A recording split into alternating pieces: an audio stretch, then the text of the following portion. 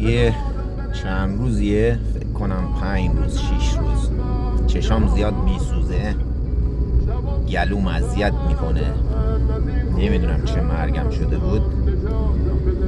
احساس ضعف و گرسنگی میکردم، میرفتم غذا بخورم نمیتونستم، اشتهام کور میشد، زانوام خیلی سست شده، اذیت میکنه. توی 5 روز 7 کیلو وزن کم کردم بدون تمرین سنگین، بدون رژیم غذایی. حالا اصلا خوب نبود. رفتم دکتر واسم آزمایش نوشت، آزمایشی گرفتم، جوابش که بردم نشون دادم، دکتر برگشت گفت اینا عوارض چیزه توی بچگیات، چون نون حلال سر سفره پدر مادرت خوردی، این عوارض نون حلاله. گفتم یعنی چی؟ مریضی جدیده؟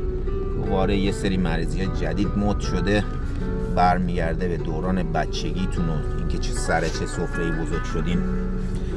نمیدونم، زمونه هم عوض شد، مریضی هم دارن آپدیت میشن. مواظب خودتون باشین.